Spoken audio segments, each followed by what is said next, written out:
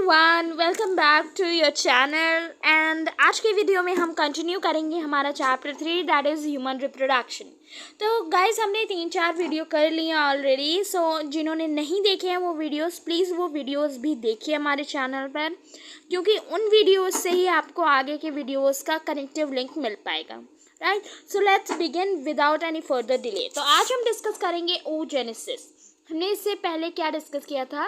Spermatogenesis discuss किया था। मैंने आपको बताया था कि जेनेसिस का मीन्स होता है टू प्रोड्यूस और टू डेवलप और टू मेक और टू फॉर्म।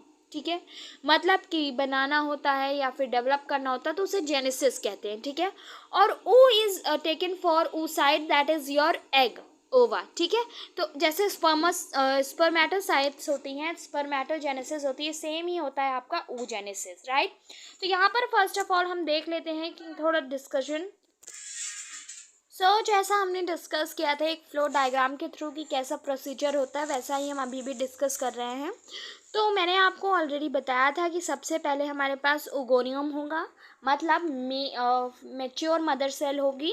फिर वहाँ से हमारा प्राइमरी oocyte बनेगा, मतलब आपके जो क्रोमोसोम्स होंगे वो कंडेंस हो जाएंगे। फिर वहाँ पर आपका जो इम्पॉर्टेंट चीज़ है वो है मियोसिस 1, क्योंकि आपको पता है कि हमारे एग और स्पर्म में एन नंबर ऑफ क्रोमोसोम होते हैं, तो मियोसिस को हम रिडक्शनल डिवीजन कहते हैं। तो जब मियोसिस होगा तो वहाँ पर दो चीज़ें बन जाएगी, एक सेकेंडरी oocyte बनेगा और एक पोलर बॉडी बनेगी। ठीक है, तो पोलर बॉडी जो है वो एज सच रह जाएगी, अब आगे उसमें फर्दर कोई चेंज नहीं होगा। सेकेंडरी oocyte में हमारा मियोसिस 2 होगा। ठीक है, मतलब सेकेंड मियोसिक डिवीजन होगा जिसमें फिर हमारा एक पोलर बॉडी बनेगा और एक ओवम बनेगा। ठीक है, और जो ओवम होगा उसी को हम कहते हैं मैच्योर मदर सेल। क्लियर हुआ? क्लियर हो गया ना? तो यही चीज़ें हैं जो आपको इसमें पढ़नी है, मतलब आपको यही पूरा flow chart in a paragraph और इन अ पॉइंट आपको आपके आंसर में लिखना है। अगर पूछे आपसे व्हाट इज oogenesis, पहली चीज़। और दूसरी चीज़ मैं एक चीज़ और मेंशन करना चाहूँगी यहाँ पे कि don't try to write more than the allotted marks to the question. मतलब कि आपके क्वेश्चन को कितना मार्क्स अलॉट है उसी बेसिस पे आपको आंसर लिखना होता है। अगर आपका वो वेरी शॉर्ट टाइप क्वेश्चन है, अराउंड 1 to 2 मार्क्स क्वेश्चन, तो don't ever right more then 2 to 4 words, sorry lines. ठीक है, चार से ज़्यादा लाइन के लिए आंसर लिखना is not suitable. Nextly, we have this paragraph here. Okay. जो जनरल चीज़ें दी हुई हैं वो ये है। अगर हम प्रोसीजर की बात कर रहे हैं तो इस जो प्रोसेस होता है हमारे ओवम फॉर्मेशन का, उसे हम oogenesis कहते हैं। और जो नेक्स्ट चीज़ आपको आपके दिमाग में रखनी है कि there are million of mother cells which are present in ovary, मतलब इमेच्योर फॉर्म में ओवरी में बहुत सारी नहीं, मिलियंस ऑफ गैमीट्स होते हैं, यानी मदर सेल होती है। ठीक है, these mother cells undergo meiosis is your reductional division. ठीक है, and temporarily get arrested at prophase which are called as primary oocyte। आपको एक, जब आपने cell division and cell cycle पढ़ा होगा क्लास 11th पे, तो आपको एक फेज बताया गया होगा G0 फेज और क्वेश्चन फेज। तो वो G0 फेज क्या होता है? वो ऐसी कंडीशन होती है जिसमें आपका एग जो होता है या फिर रिस्पेक्टिव सीड जिसमें भी सेल हो है वो एक अरेस्टेड कंडीशन में चली जाती है, मतलब ना वहाँ पे वो ग्रोथ करती है ना वो डिवाइड करती है, वो डेवलप होती है। और क्या कहते हैं, वो लिविंग फॉर्म में तो रहती है बट वो क्या करेगी? रिप्रोड्यूस नहीं करेगी, यानी डिवाइड नहीं करेगी और ना ग्रोथ करेगी, जैसी है वैसी है। इस अरेस्टेड कंडीशन को आप इस तरीके से समझ सकते हो कि जो आपकी सीड्स होती हैं, आपने चना अपने घर में देखा होगा, तो वो क्या है? वो डॉर्मेंसी पीरियड में है। डॉर्मेंसी पीरियड में है कि वो ऐसी कंडीशन में है जहाँ पर वो ना ग्रो कर रहा है और ना डिवाइड कर रहा है। तो आप इस एग्जाम्पल से इसको याद रख सकते हो कि जो चने के ग्राम्स होते हैं, जो सीड प्रिजर्व्ड होती हैं, वो यही होती हैं कि वो उन सीड को क्या कर दिया जाता है कि डॉर्मेंसी स्टेज में डाल दिया जाता है। ठीक है, when there is the time of puberty, जब फीमेल अपनी प्यूबर्टी की एज में पहुंचती है, तो large number of primary oocyte degenerate and remaining ones are surrounded by layers of granular cells and new theca called as secondary follicles।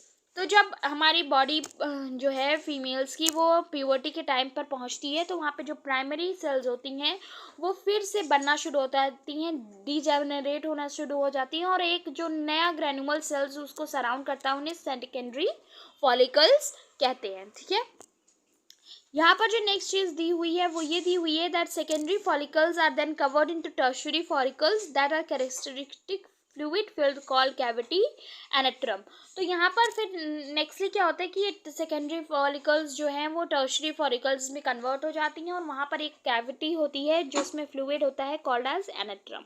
ठीक है, तो इस स्टेज में क्या होता है जो प्राइमरी oocytes होती है वो कम्प्लीटली मियोसिस में चली जाती है और जिससे कि हमारा सेकेंडरी oocyte का फॉर्मेशन होता है। यहाँ पर आपको मे बी नहीं दिख रहा होगा ये, तो यहाँ पे सेकेंडरी oocyte का फॉर्मेशन होता है।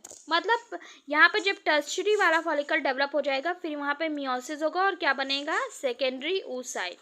क्या बनेगा, सेकेंडरी oocyte। क्लियर हुआ। फिर दिस सेकेंड जो टर्शरी फॉलिकल होता है वो चेंज हो जाता है गेरेफियन फॉलिकल में। ठीक है, और इसी जोन से जो आपका सेकेंडरी oocyte होता है वो सराउंडेड होता है।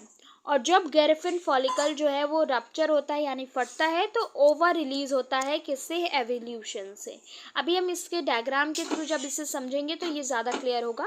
मतलब कि गेरेफियन फॉलिकल जो है उसी के रप्चर से हमारी बॉडी में ओवर रिलीज होता है। फॉर एग्जाम्पल मेंस्ट्रुअल साइकिल होती है, it is a period of 21 days around. ठीक है, 21 दिन का पीरियड होता है। तो उस टाइम क्या होता है कि जब ये पीरियड पूरा कंप्लीट होता है तो 1 to 12 डेज में जब आप में अपने मेंस्ट्रुअल पीरियड में रहते हो तो देयर इज़ नो एवोल्यूशन। मतलब उस टाइम ये गेरेफियन फॉलिकल नहीं रप्चर होता है। After that 12 we have 13 to 14 days, 2 days these are the menstrual cycle periods after pro menstrual cycle period. तो जब वो आपका मेंस्ट्रुअल साइकिल खत्म होती है then we have these 2 days। उस डेज में क्या होता है हमारी बॉडी प्रिपेयर करती है। After that there is a certain period of time from 14th day to your 21st day.